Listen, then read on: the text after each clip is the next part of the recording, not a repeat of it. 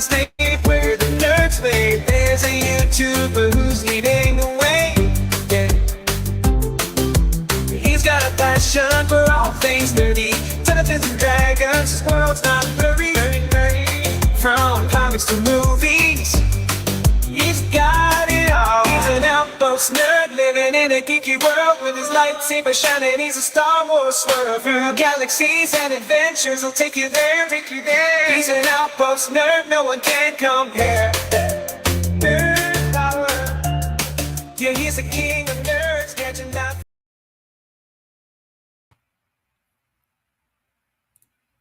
What's up, my nerd geeks and dweebs, and welcome to another transmission from the Outpost Nerd. I am the nerd of the Outpost, and I hope everyone is doing great on this beautiful, sunny Saturday afternoon. At least it's sunny in here in the Sunshine State.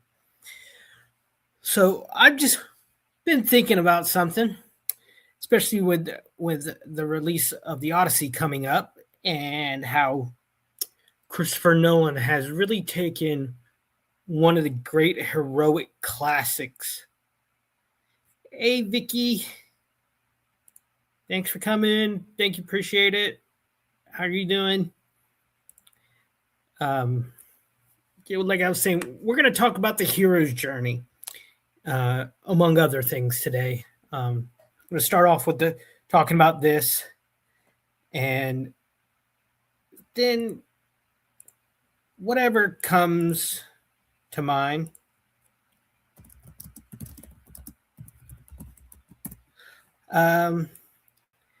The heroic journey, it seems to be something that many modern writers, when they're writing for their heroes, seem to neglect.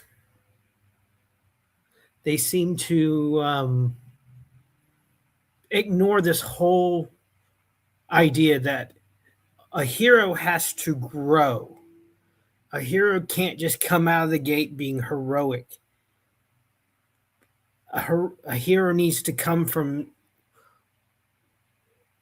a different place, from almost nothing, and grow. And it's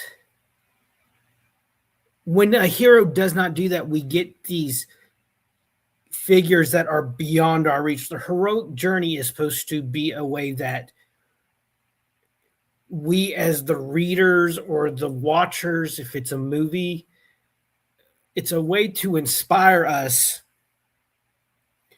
to better ourselves, to get to that place that the hero is in. And I found it less and less a part of modern storytelling. I have found that we get characters, either we're not privy to their background, or we get their background, and then boom, it's from nothing to the top, where with no in between. And the in between is where the growth comes in. It's where the inspiration comes in. So I found this nifty diagram. I was researching the hero's journey, and this is a really interesting, really good graph that shows the hero's journey. Let me bring that up. Let's see. Moving over. Nope. Need it. Oh, no. Oh, no. There we go. I call it the hero's journey clock. It's just like a clock. So the hero starts off kind of in the ordinary world. You know, they're nothing. They're not nothing, but they're not as important as they're going to be. And through an event, they're called to adventure. They refuse the call. Sometimes. Now, some of these I would say that they don't aren't necessarily needed to create a good story or a good character, but these are the 12 most. This is from it's a blog called Red City Blog, and this is the hero's journey: 12 steps to a classical story structure by Dario Vilrilli. I'm not even going to try and pronounce that name. So then you have Meet the Mentor. That's kind of like when Luke met Obi-Wan. I'm going to be using Star Wars quite a bit in this stream because that's one of the major heroic journeys. The original trilogy is the heroic journey of Luke Skywalker from farm boy to knight. It's the to knighthood. It's from his story from farm boy to knighthood. It's that classic British literature of when it's almost like a King Arthur kind of story. So we meet the mentor, cross the first threshold, then test allies and enemies. I would say that's when they meet the prince, meet Princess Leia. That Obi-Wan is defeated by Vader. Then it's innermost cave, ordeal, reward, the road back, resurrection, and I guess this is return with the elixir, return with their goal. Sometimes a character does not return to their ordinary life. Like in Luke never went back to Tatooine and lived. So you see it's in 3 acts, so it's a trilogy, 3 acts. Let's see. Let me share my screen.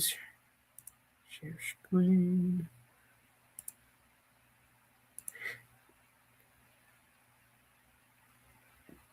There we go. Bring me down here.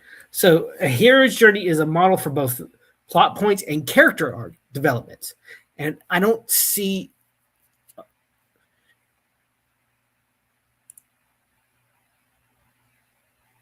you mean protagonist or antagonist?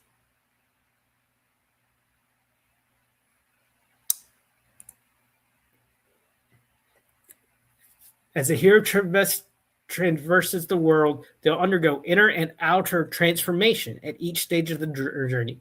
The 12 steps of the journey's heroes are here. I'm going to repeat this, but this gives examples.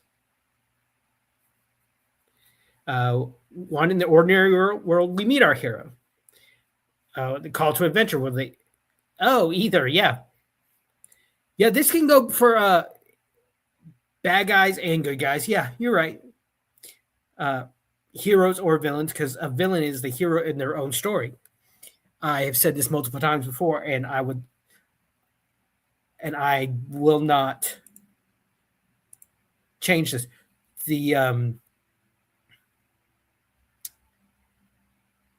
The villains like Lex Luthor, or either, speaking of Star Wars, Darth Vader, he thought he was bringing order.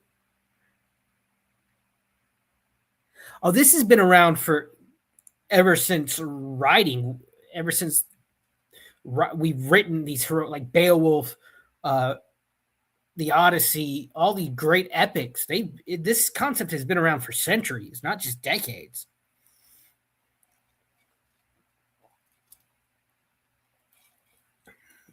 He didn't come out as good as I hope. The call to adventure is when will they meet the challenge? Not they can refuse or accept the adventure.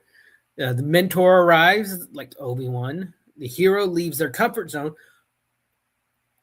I would say with Luke, he was forced out of his comfort zone. Making friends and facing roadblocks. Making friends, Han and Leia. Roadblocks, losing Obi-Wan, getting closer to your goal, accepting his skills. And 8 for Luke's ordeal in the first movie was attacking the Death Star, that trench run. Reward, seizing the sword. Thank you. That's what I was talking about with like the King Arthur stuff, light at the end of the tunnel. the road back was we aren't safe yet. We saw that in episode 2. That the final hurdle is reached is when he trains with Yoda. He gets a new master, but I would say in Luke's case, the road back and resurrection are kind of switched in a way. And then at the end,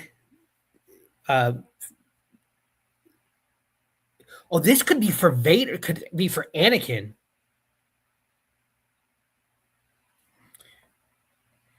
I like the Empire. Don't get me wrong. It's great. I love Lando and all that, but I enjoyed Return of the Jedi. And a lot of people didn't. Like, oh, why are these teddy bears able to topple the Empire when the Rebels weren't? Well, the Ewoks were an unexpected thing. I don't even think the Emperor foresaw the Ewoks. So they were little monsters. You got to remember, they wanted to eat Han and Luke at one point, Vicky. So they weren't all cuddly and they're like, I'm cute, and then I'll eat your face. And then number 12, the hero returns home triumphant. See, it's going down a little bit. Here it is. Okay, 2, call to adventure.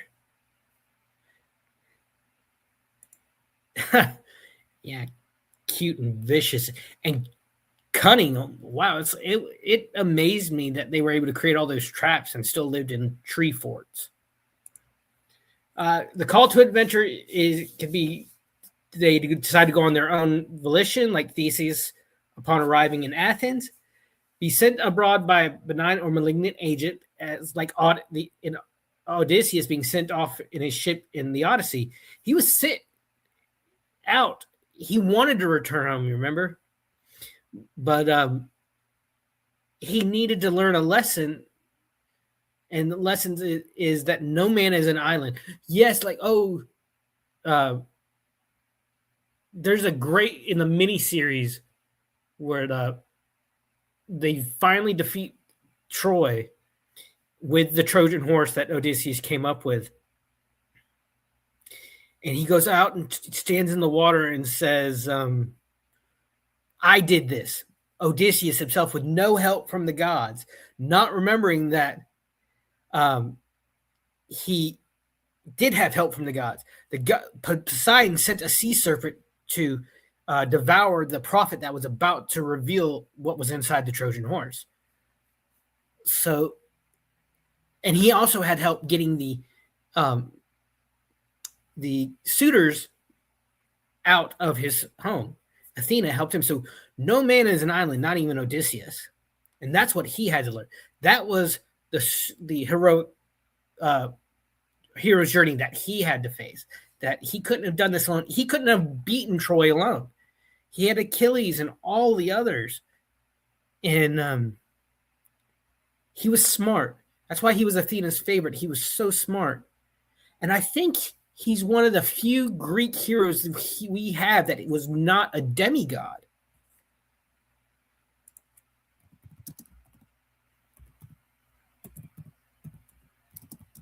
Let me look.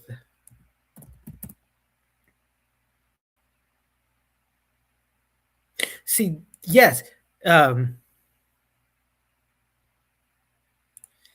Easy. Or are you going to be excited for Elliot Page now as Achilles? Come on. And Zendaya as Athena or Helen? I can't remember. We'll get into that after this. Or you could have your character stumble upon the adventures as a result of a mere blunder. Like this example is Dorothy when she's swept up in the tornado, pure by chance. I'll talk about that in a little bit, Vicky. Seems we have 2 viewers and only one's in the chat. Who goes there?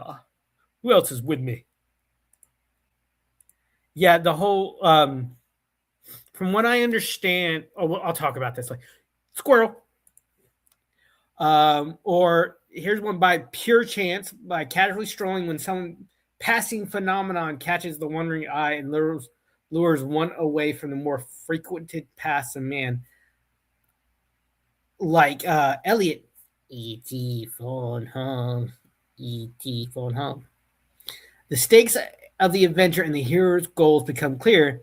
The only question at this point, will they rise to the challenge? So let's keep going. Neo.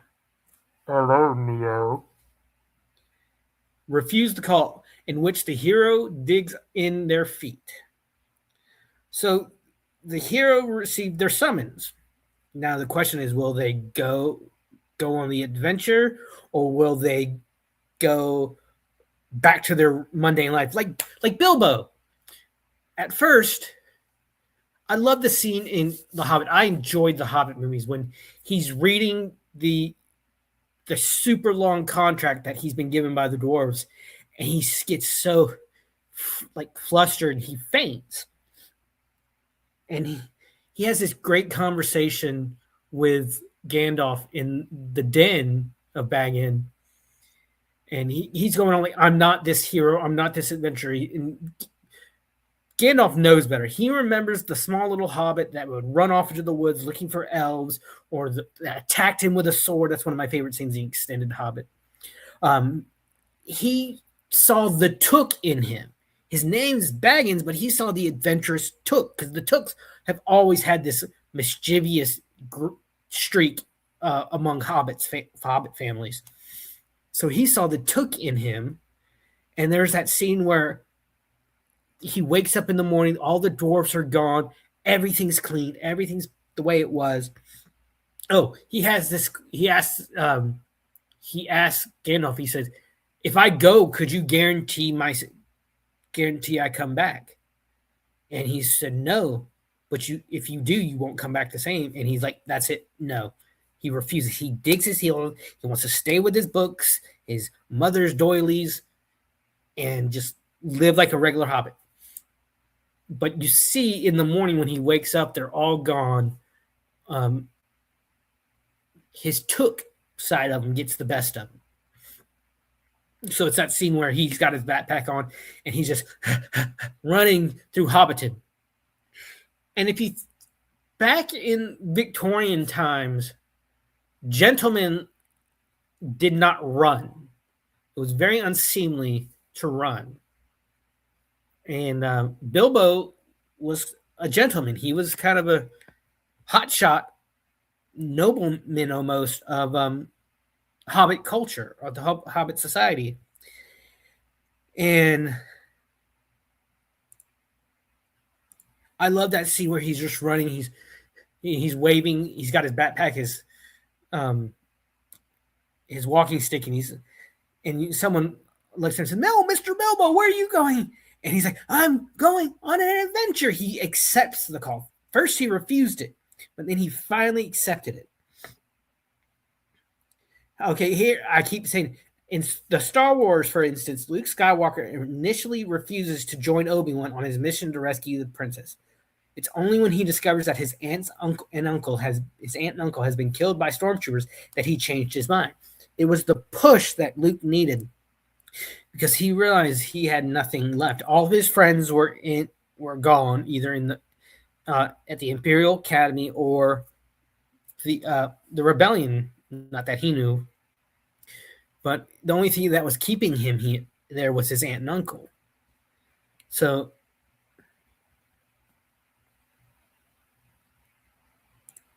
no, I don't think so. I would disagree, Vicky, because I think he saw both the good and the bad in the dwarves during the kitchen scene. Like, he saw them make the mess, but then he realized they were sophisticated enough to clean up after themselves. That's one of the classic scenes of The Hobbit. Is that's what Bilbo Baggins hates. That whole song. Tolkien was amazing at writing the songs, and eventually people put them to music. And the whole choreography of that scene in the movie, where Balin's just sitting there with his plate, he's just kind of passing them along, and he's in the rhythm. So I think it wasn't necessarily that the doors were nasty and dirty. Yes, he saw, but he knew he saw the house when it was cleaned up. And then he realized this is his chance for more.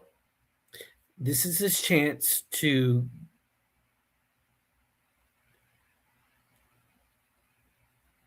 be the hero, I guess, because all he saw was these heroic stories in books.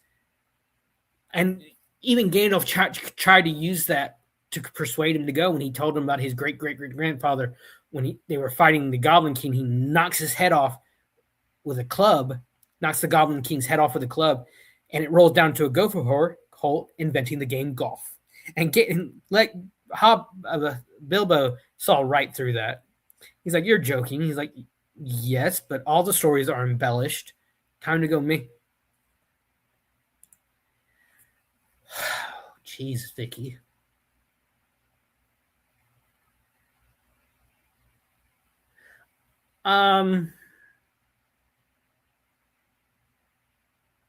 If given a chance, would I go on a hero's journey or go like Bilbo?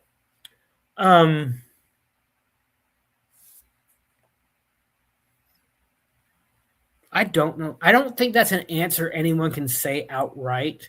That's one of those situations you don't know how you'd react until you.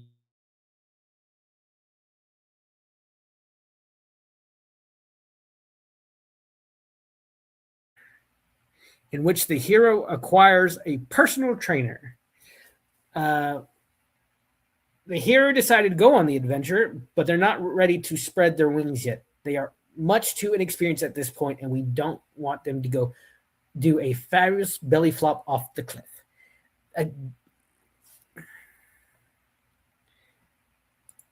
I would hope I would go. I would love to travel.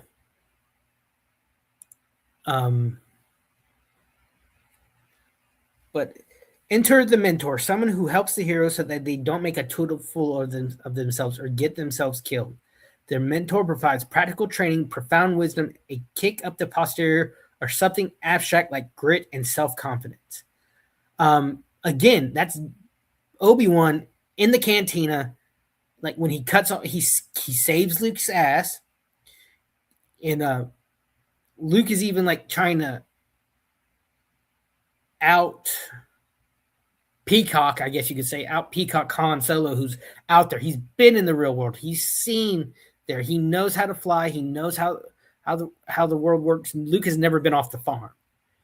And when Luke's like, "I'm a pretty good pilot too," you see Obi-Wan like physically pull him back. And that's what a mentor is supposed to do. Like when you're about to make a fool of yourself, they can either let you do it or pull yourself back. And Obi-Wan chose to pull Luke back. You have the wise old wizards like Gandalf.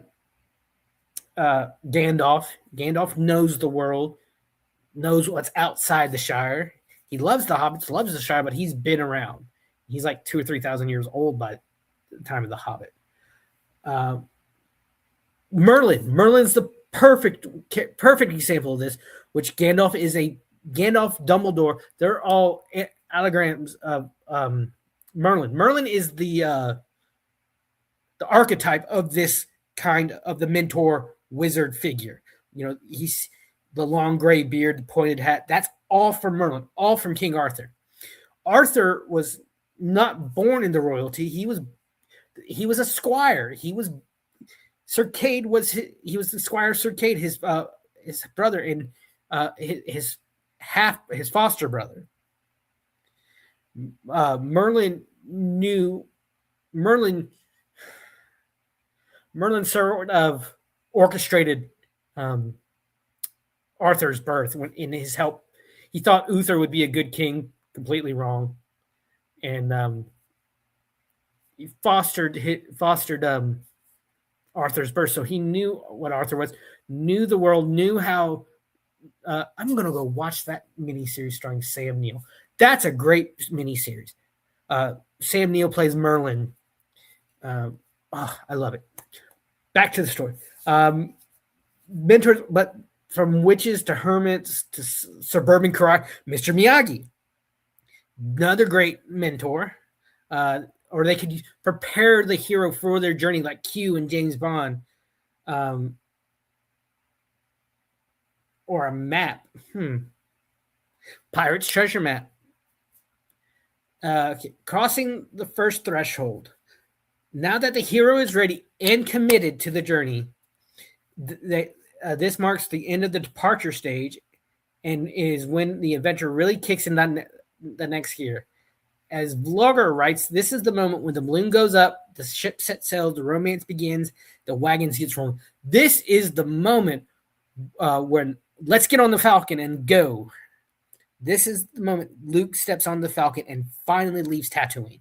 He finally gets what he's wanted for years. Not in the way he's wanted it, but it's he knows he's on his way to something great and important. And he just doesn't know what. I wish I could make stuff like you, Vicky. That'd be so freaking cool. From this point on, there's no turning back. There was no going back for Luke. Like our hero, you should think of this stage as a checkpoint for your story. Pause and reassess your bearings before you continue into unfamiliar territory. Here's some questions you need to ask. Have you launched the central conflict, established the theme of your book, or made headway into your character development? See, I'm thinking in my story, I might be doing these out of order, and that's why I'm finding it kind of hard to write.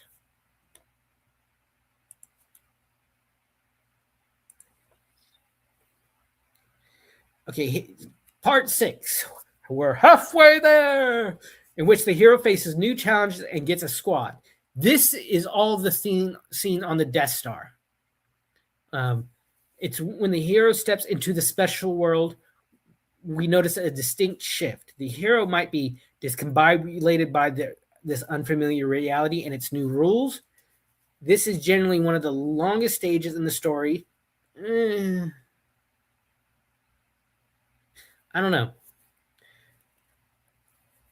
As our protagonist gets to grips with this new world. See, I think Luke was just thrown.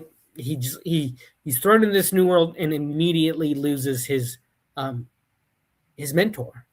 Here's some examples. In Jumanji: Welcome to the Jungle, Spencer, Bethany, Fridge, and Martha get out to a bad start when they bump into a herd of bloodthirsty hippos. In his first few months at Hogwarts, Harry Potter managed to fight a troll, almost fall from a broomstick and die, and gets horribly lost in the Forbidden Forest. I saw someone say that Harry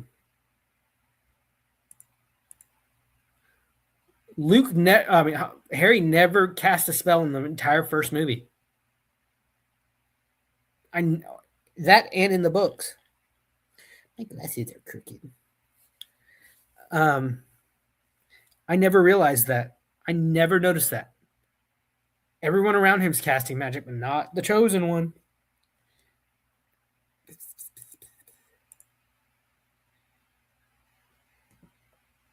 Marlin and Dory encounter 3 reformed sharks, get shocked by jellyfish, and swallowed by a whole blue whale en route to finding Nemo. This stage often expands the cast of characters. Once the protagonist is in a special world, he will meet allies and enemies, or foes that turn out to be friends, and vice versa. He will learn a new set of rules from them. Saloons and seedy bars are popular places for these transactions, as Vlogger points out, so long as the hero survives them. So the hero has to survive all this. And I think this is why the saloon and seedy bars is a perfect example why most D&D campaigns start off in taverns. They're places where it gives your characters a reason to congregate in one spot, even though they're from vastly separate places in the world, usually. It is a place where taverns were places where people would come together at the end of the day and share information, share rumors, share the news. And so that's why I think D&D campaigns most likely start in taverns. So part number 7, approach to the inmost cave, in which this is where the hero gets closer to their goal. It's not a physical cave. Instead, the inmost cave refers to the most dangerous spot in the other realm, whether that's the villain's chambers, the lair of the fearsome dragon, or again, I love these people, the Death Star. Almost always, it is where the ultimate goal of the quest is located.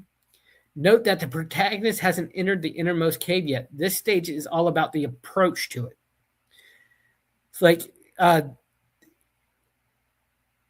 in the Death Star, he's Luke is in the worst place he could be. You got the Dark Lord of the Sith right there, mere feet from you. You just lost your mentor. You're there against your will, but he leaves, survives it, and kind of grows stronger for it. This stage is all about the approach to it. Now, the Death Star is his ultimate goal at the end of the movie, but the first Death Star scene sets up everything. It covers all the prep work that's needed in order to defeat the villain. Yes, by doing he rescues the princess. The stakes are are so much higher now that the Death Star is operational, can destroy a planet like Alderaan. So it's the prep work leading up to the big climax at the end. The 8th ordeal, in which the hero faces their biggest test of all thus far. Of all the tests the hero has faced, none have made them hit rock bottom until now. Vlogger describes this phase as a black moment. Campbell refers to it as the belly of the well. Both indicate some grim news for the heroes. The protagonists now must confront their greatest fear. If they survive it, they will emerge transformed. This is the critical moment in the story, as Vlogger explains that it will inform every decision that the hero makes from this point forward. A prime example of that in Empire Strikes Back, Luke going into the tree and Yoda warning him, this is a place of darkness. You will face your darkest fear. His biggest fear is having all this power and failing like and becoming like Darth Vader, because when he decapitates Vader, the head explodes and the mask breaks open. He does not see Vader. He doesn't see anyone. He sees his own face. It's a reflection. Oh yes, it's the most important, I think, Star Wars movie out of all of them, out of all 9. Well, 6. There's only 6. I don't count the last 3. Last 3, nope, never happened. So yeah, it's the most important because it showed Luke realizing he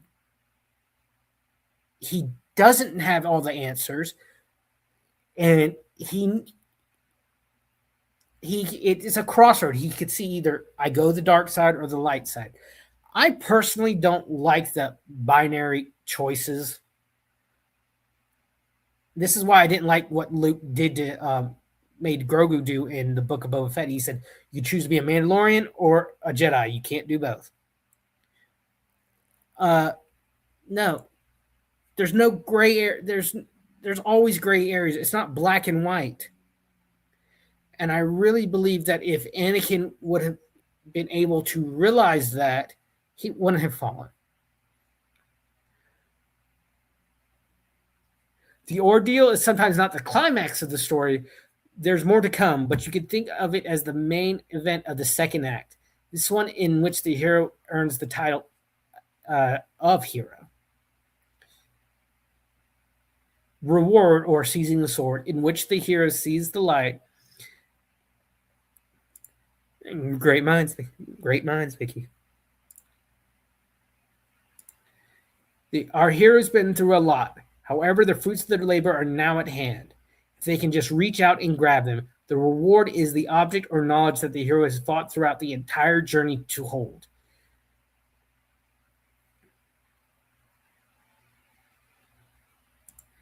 I think that, like I said, that's his fear. Like, if I'm not careful, I can become like Vader. And we see him really deal with that when he's being tempted by the Emperor in episode 3 or episode 6. We and I love it when he turns off he's like, "You failed, Your Highness. Um, I am a Jedi just like my father." And I think that when Vader saw Luke stand up to temptation like he himself had failed, that's when Vader, I think that moment is when Vader ended and Anakin came back.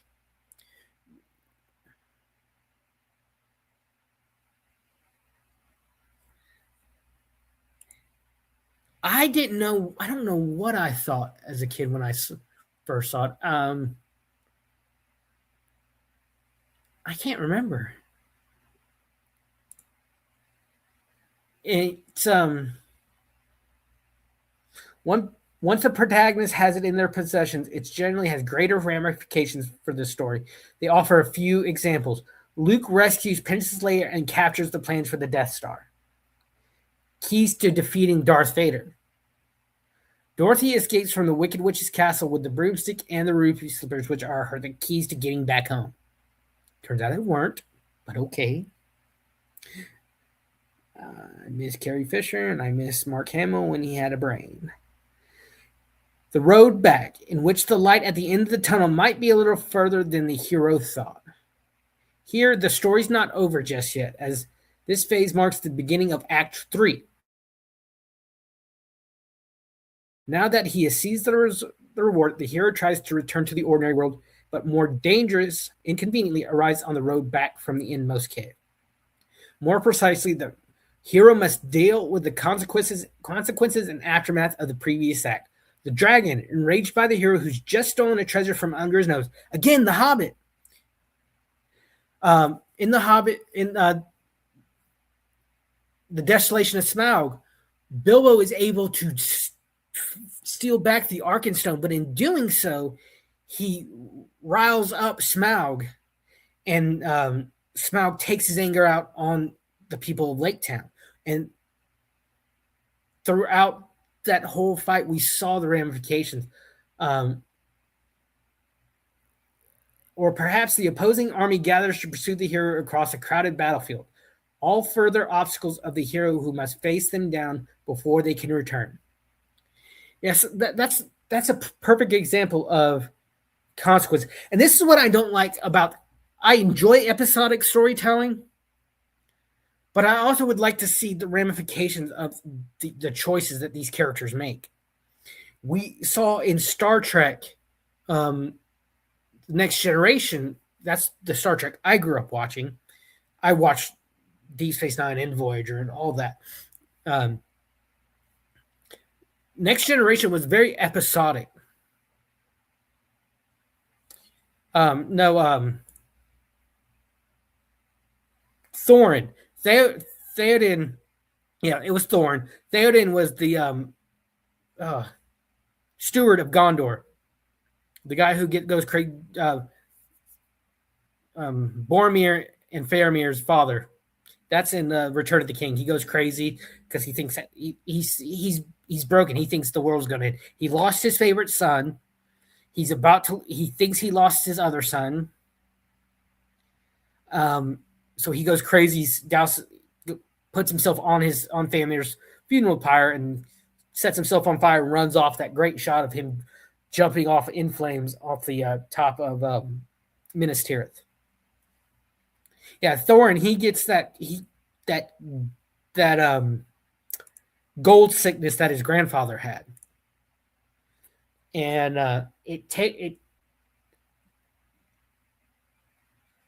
it's this. I love that scene where the dwarves are just standing there at the opening to Erebor, and they're seeing seeing Thane and the dwarves and the elves and the orcs are all fighting, And oh,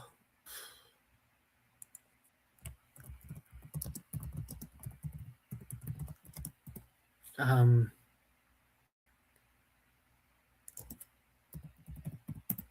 what are their names? Feely. Feely goes on this great speech. Thorn is finally out of it. He realizes that so many people, so many dwarves are going to die because of his greed. He's blocked off the entrance to Erebor, and the men, they're fighting in Dale, the ruins of Dale.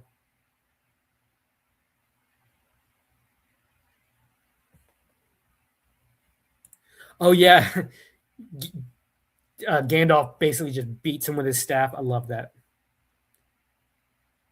No, Theoden is the king of Rohan. Theoden is the king of Rohan, who was under control of Saruman through Grima Wormtongue. Theoden was. I love the writing, the charge of the Rohirrim. I love that. Such a great. What was his name? We just lost him. Bernard Hill. That great. That great speech when they're on Pelennor Field. He says, I'm going to read this. This is my favorite speech in the entire series. You see just thousands of horsemen, thousands of cavalry on the cavalry. It says this is what I love about these kind of kings that will lead the charge. Aragorn, Theoden, they led the charge. They were not like on the sidelines or back in their command tent. He says, arise, riders of Theoden. Spears shall be shaken. Shields shall be splintered. It's a sword day, a red day ere the sun rises. Ride now. Ride now. Ride to Gondor. He leads us. He knows he might die, but he knows that when he dies, he will be going for his reward. He says, ride for ruin and the world's ending. Death, death, death. Fourth Erlingus. It's one of the most. The way he delivers it is just amazing, and it just riles everyone. It's one of the best. It's that, and when the ghosts, the army of the dead, return. It's one of the most stirring moments in Tolkien's entire mythology. I'm not going to play the video.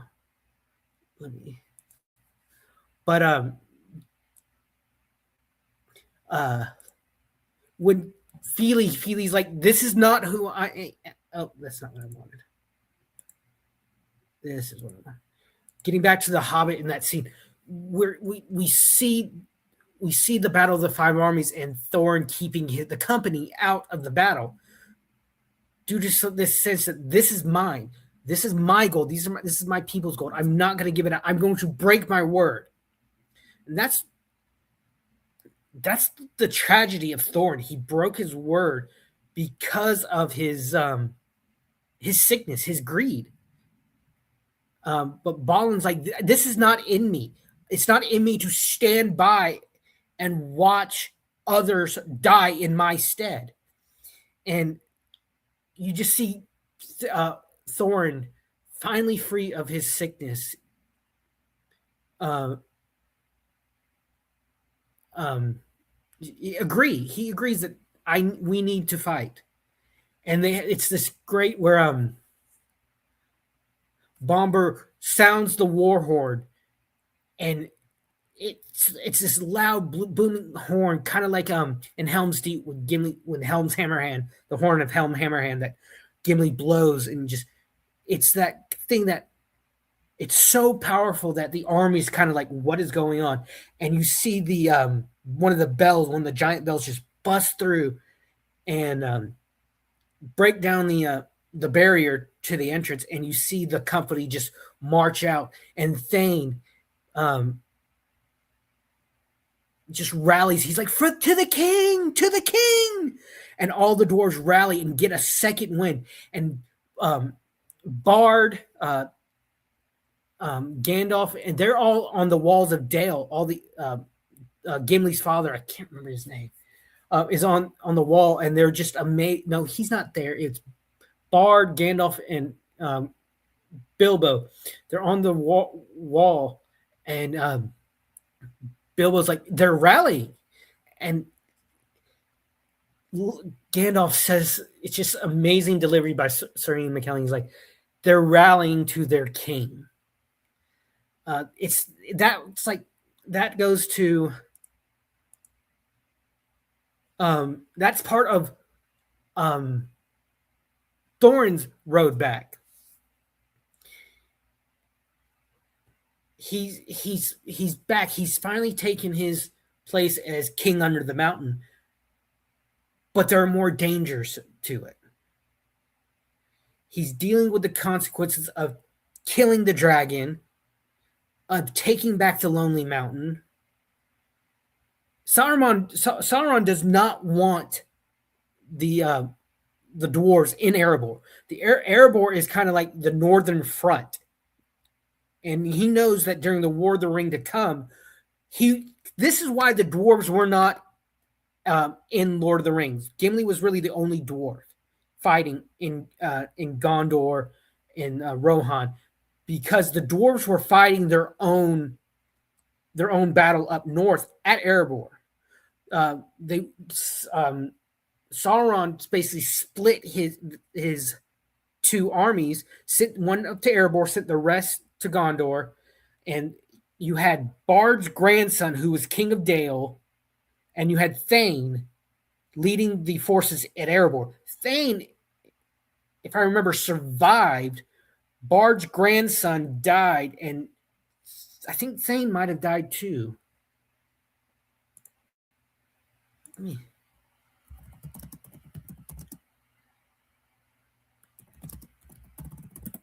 me look that up. Thrain. No, that's Thane is a Thrain in let me get king under. Let me see.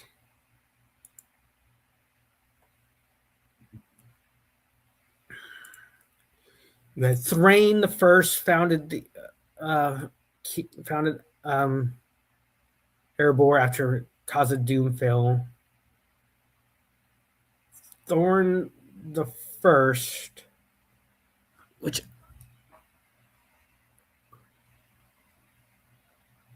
Dane is his name. Yeah, Dane Ironfoot was the cousin, played by what's his name from. Played by Billy Colony. I can't say his name. Great. I love that. He walks up. He's like, "Hi, how you doing this morning? Would you do me a favor, if you'd so kindly solder off?" Yeah. Great actor. Let me see. How did he die? I think he died in the War of the Ring. Yes.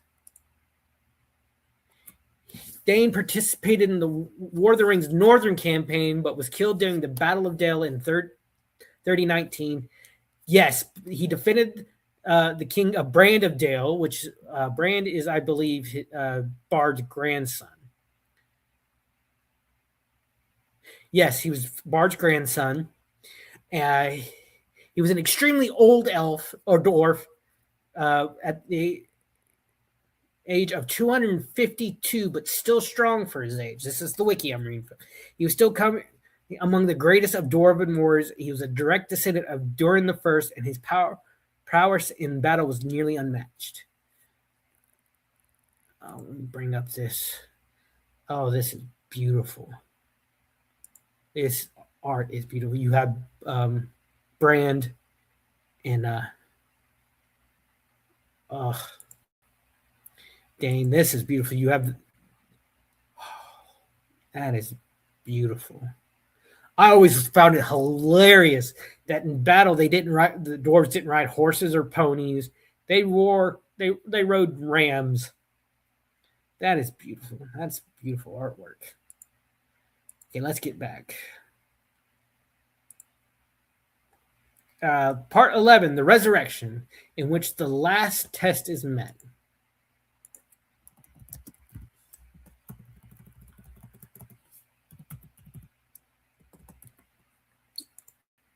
Let's see.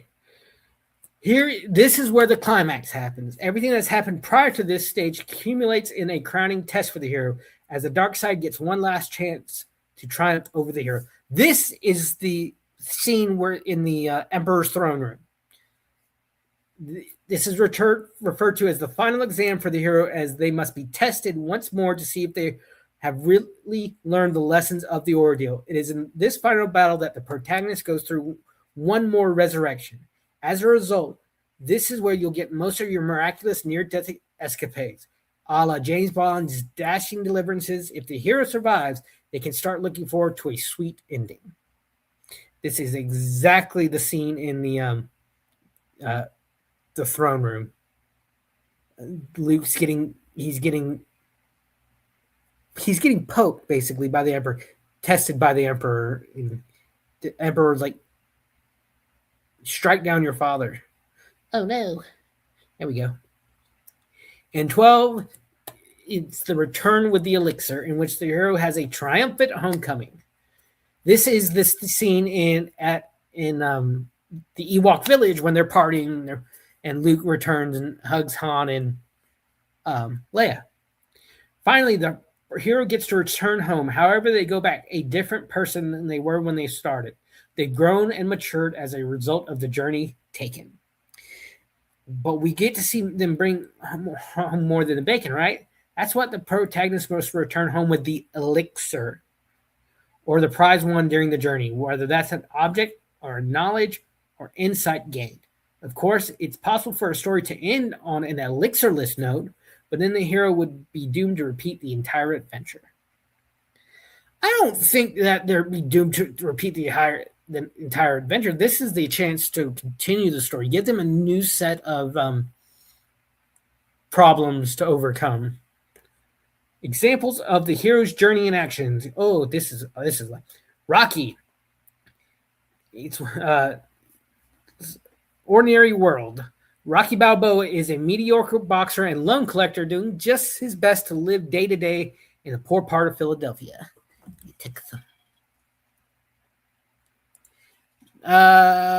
Less whining and more brains.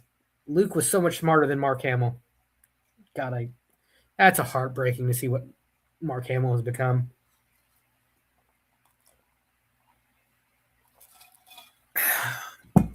Excuse me. Heavy call to adventure. Heavyweight champ Apollo Creed, Adrian, decides to make a big fight. Interesting by giving a no-name loser a chance to challenge him. That loser is Rocky.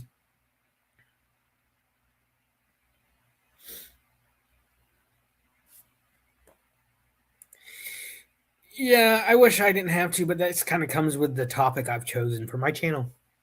Oh well. Refusal to call. Rocky says thanks, but no thanks, given that he has no trainer and is incredibly out of shape. Number 4, meeting the mentor. In steps forward boxer Mickey Mighty Mick Goodmill, who sees potential in Rocky and starts training him physically and mentally for the fight. 5, crossing the threshold. Rocky crosses the threshold of no return when he accepts the fight on live TV, and in parallel when he crosses the threshold into his love interest Adrian's house and asks her for out on a date. I was going to ask, I've been meaning to ask, how's that show going? I'm halfway through a great movie set during the Second Continental Congress in 1780s called The Great Awakening. It's about Ben Franklin's friendship the Reverend George Whitefield, who was a major voice in the American Revolution. I'm going to finish that in a little while.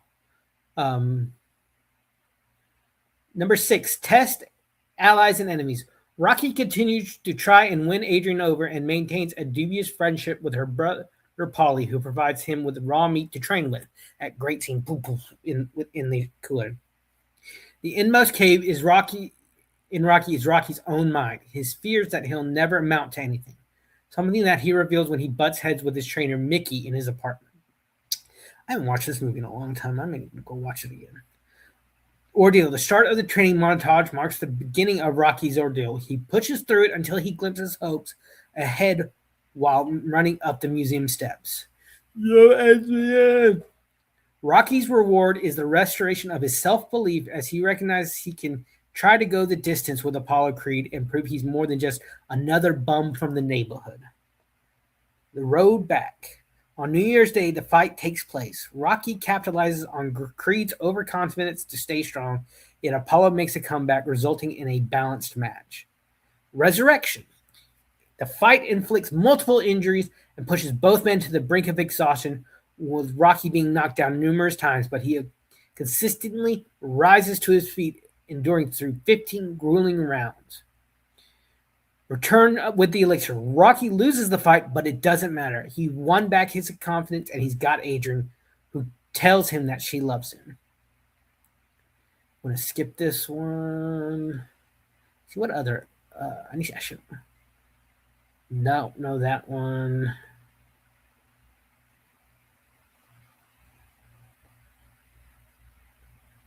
So...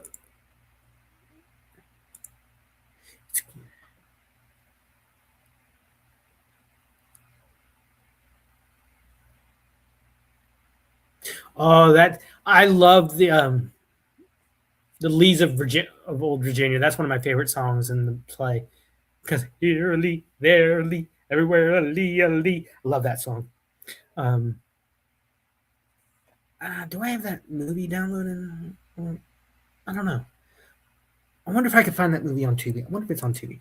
But that's the hero's journey. That seems like we don't see it much anymore.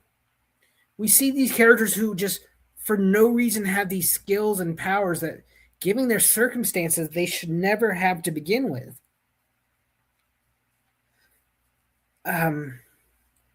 We see characters who backstories reveals why they had these skills treated like crap.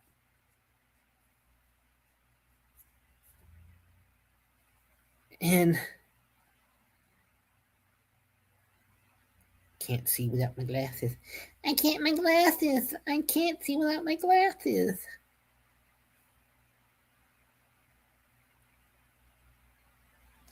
I think it was, yes, John, let me bring that up. John, it took him time to realize he's dealing not with subordinates, he's dealing with equals. And I think it took Ben Franklin really drilling it into his head. You're not dealing with like patent clerks or file clerks. You're dealing with men of wealth and renown, landowners, nobility in some regard. They were the nobility of the colonies. And I love that song, Sit Down, John. Like, they're just telling me, sit down and shut up.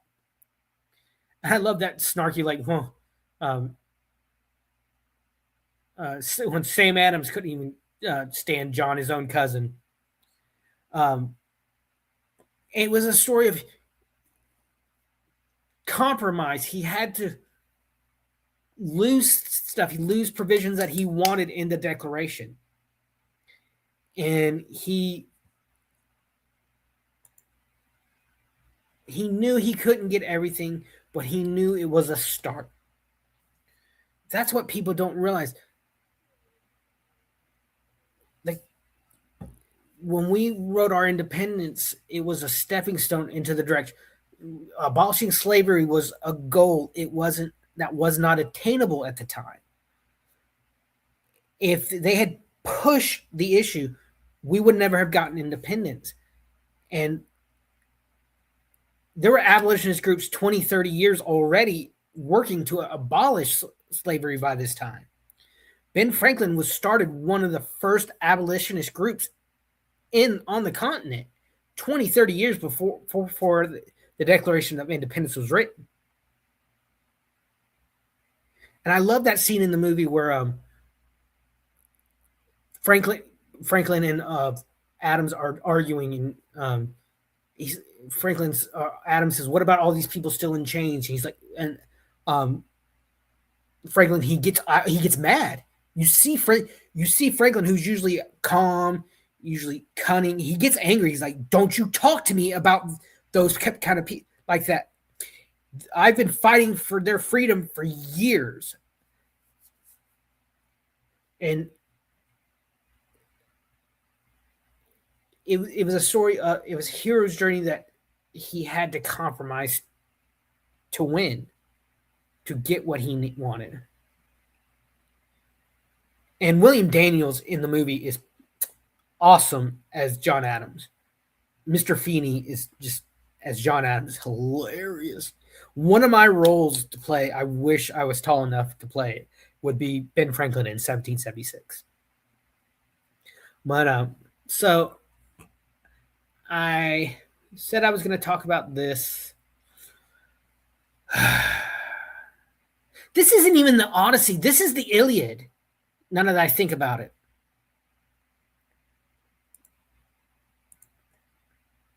The Odyssey, I don't know how they're going to do that, why they're calling this the Odyssey. So it's coming out. Bring that up. See, let me bring that. Matt Damon is Odysseus, which I like that. I like Matt Damon. Tom Holland as Telemachus. A little too old for my taste. Anne Hathaway as Penelope. And this is where it gets bad, Vicky. This is where it gets bad. Lupita Nyong'o, I'm sorry if I'm mispronouncing that, as Helen of Troy. She was the only other role I can think of off the top of my head she was in Black Panther. Great movie. No, let's see. What others? Yeah, she was the love interest in Black Panther. Whoa, a little too close. She was in.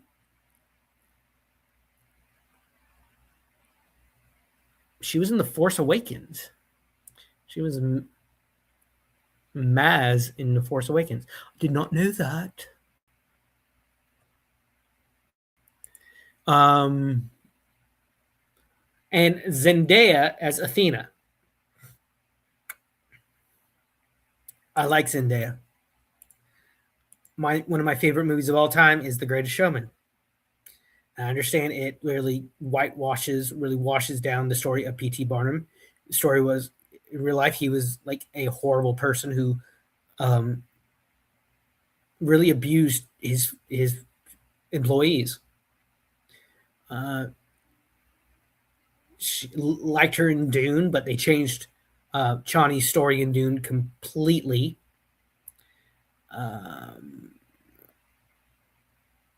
What else has she been in? I haven't seen a lot of stuff.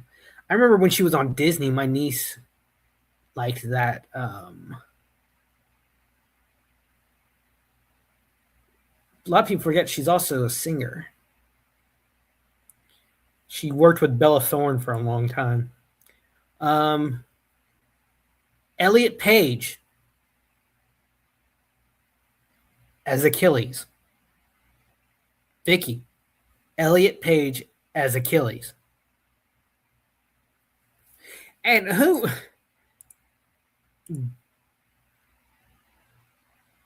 This is Agamemnon.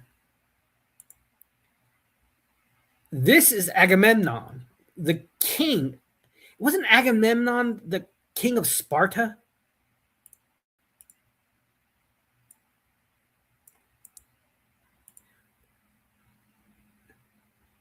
No, okay. No. Philip. Let me look that up. This is who played it.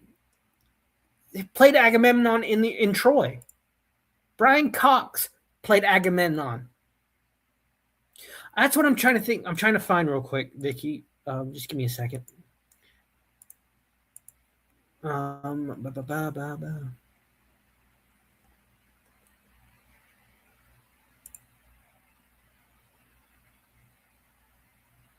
Messenia Sparta. So, not Sparta as like the independent state.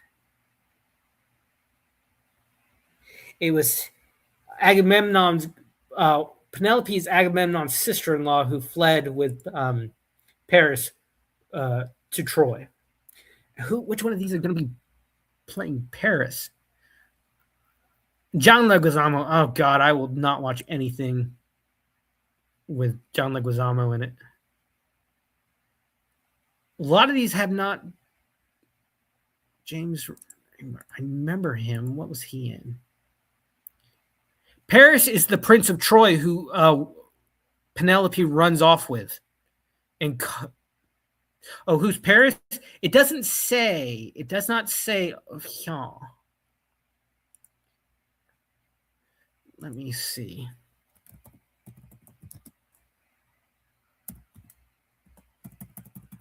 Maybe on the wiki. Let me check the wiki.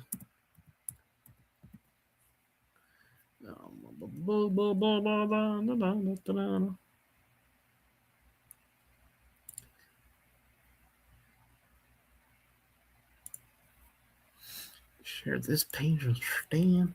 So Matt Damon, Odysseus, Tom Holland. Yeah, we talked about that. Antonius, Robert Pattinson.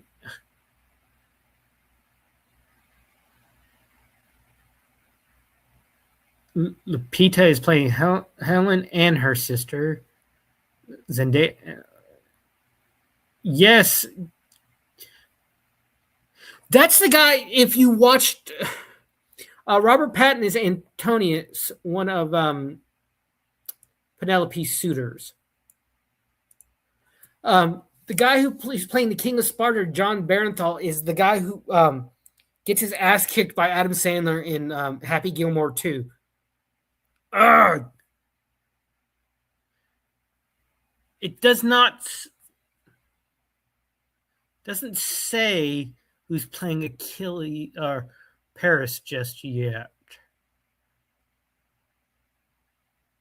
Let me see. See, from what I understand, this the translation that Christopher Nolan is working off of is it's done by this woman who has taken Homer's Odyssey in 2018 and really put it through like the lens of woke, liberal, woke liberal lens. Let me bring it back to y'all.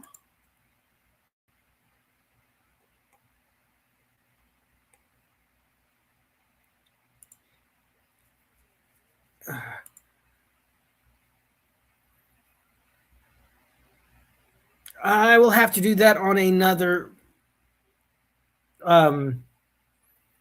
video. I'm going to do it on a video, Vicky, so I can do it in a way I won't get struck. So I'll review that. Thank you for giving me a video to do, Vicky. Appreciate it. Let's see.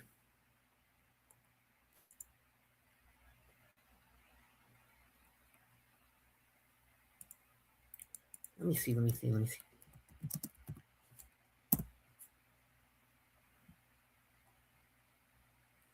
I think it's Christopher Nolan. I think Christopher Nolan casts as well.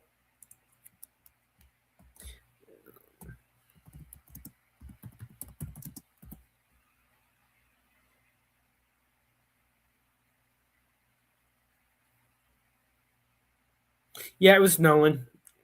So, because only good thing he's done was the Batman movies.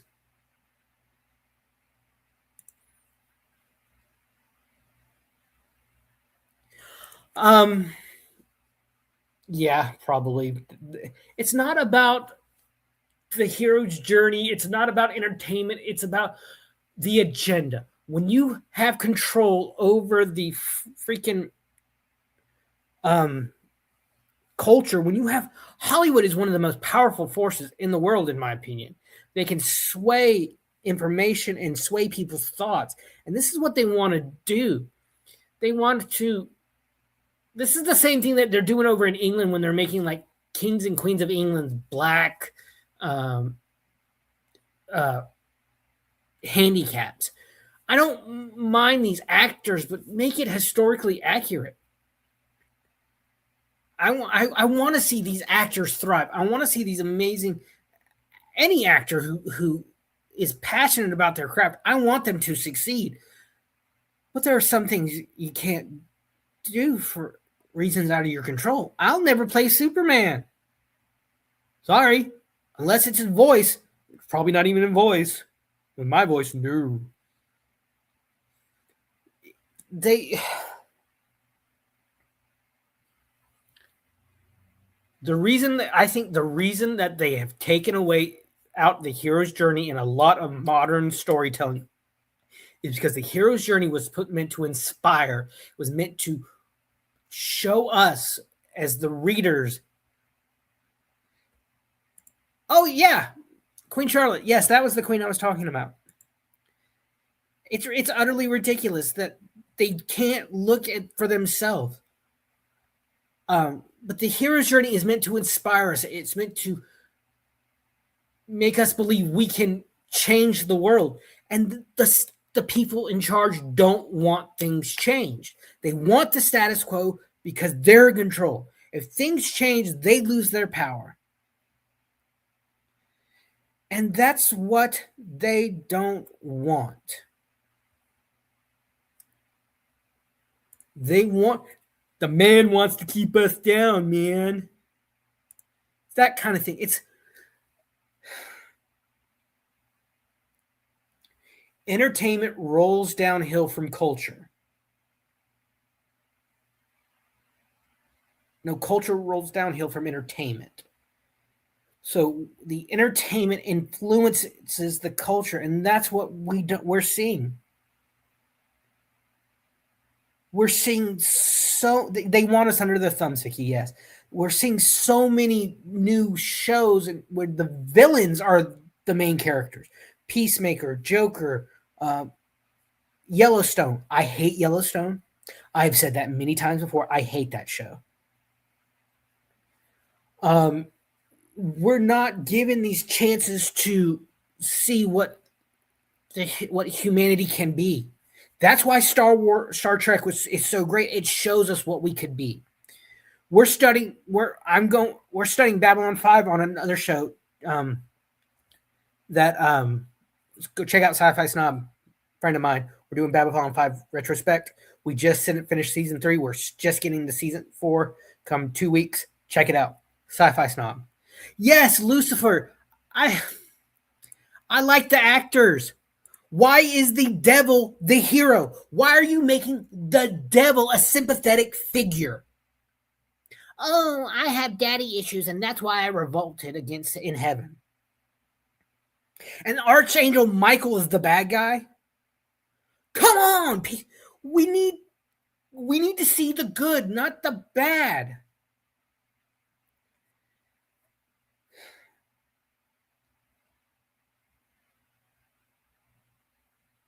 I want to be inspired by what I read and see. I want to go to the movies and thinking, wow, if only we could do that. How could I do that?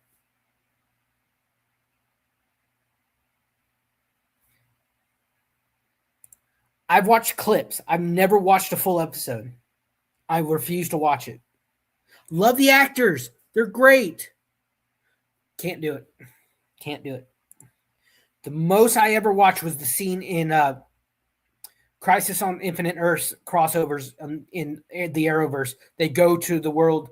They're trying to get Oliver out of hell. So they go to Constantine takes a couple of them into Earth 666 is the Earth that Lucifer is set in. and the devil Lucifer gives him a card that get him out of hell. It's why are we cheering on villains and evil? Like Hell of a Boss, Has Been Hotel, where the demons are the good guys and heaven are the bad guys. Are we that upside down now? I don't get it. I don't get the attraction. I'm happy that if you like it, I'm not going to watch it. I'm not going to waste my time.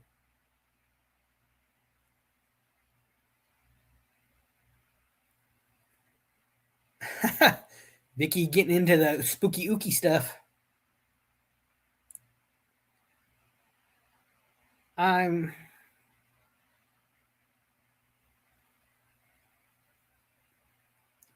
like I tried to watch season 3 of Good Omens. I tried to watch the first episode and I couldn't do it. It's all Christianity bashing. And I like David Tennant. He's one of my favorite actors of all time.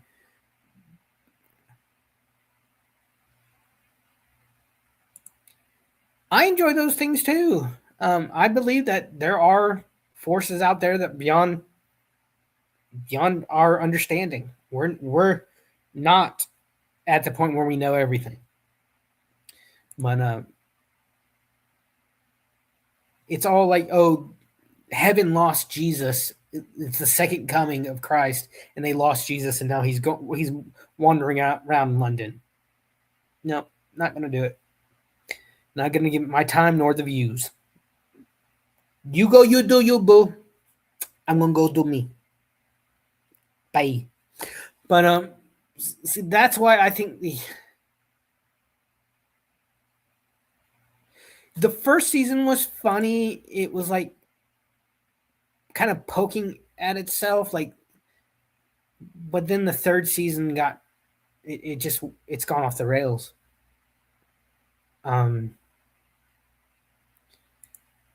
I'm just not interested. So, we need to work on our storytelling.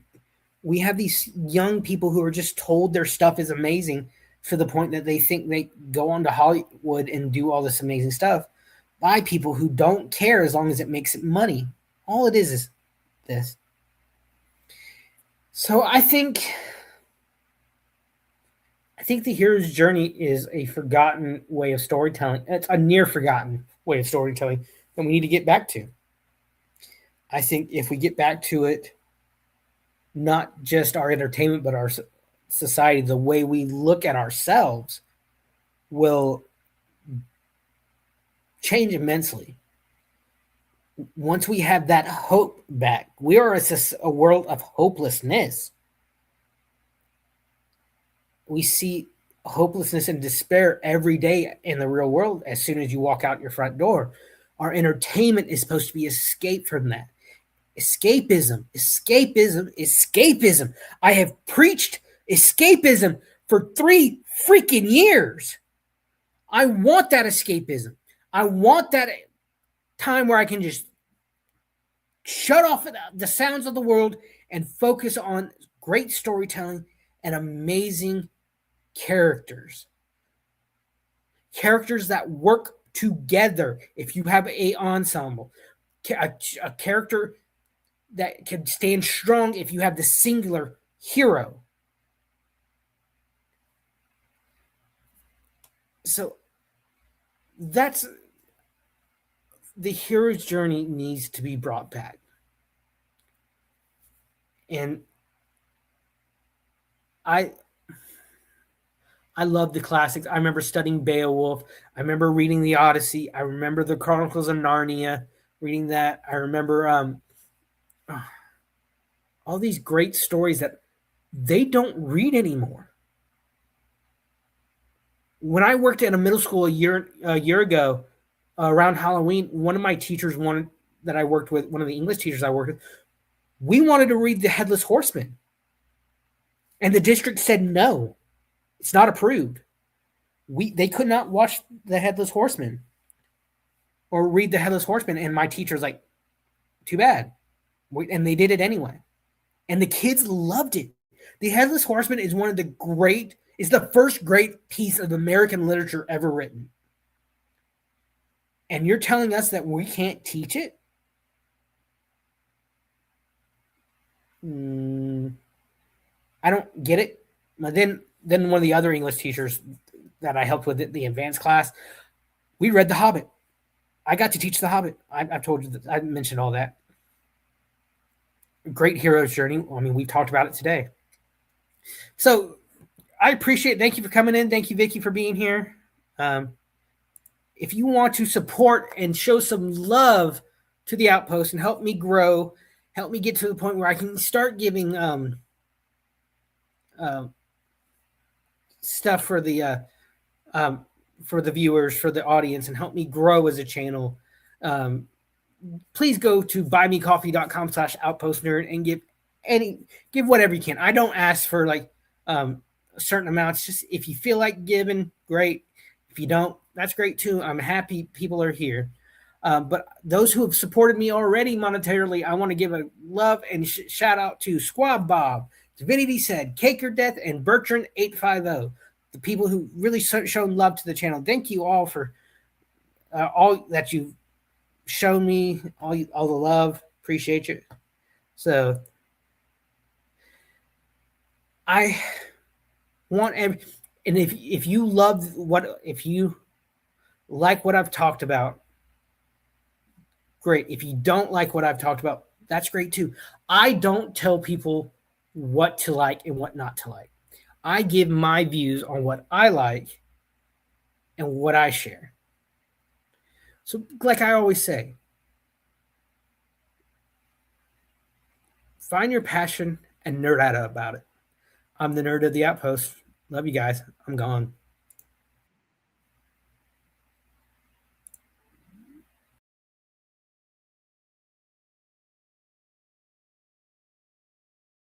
State where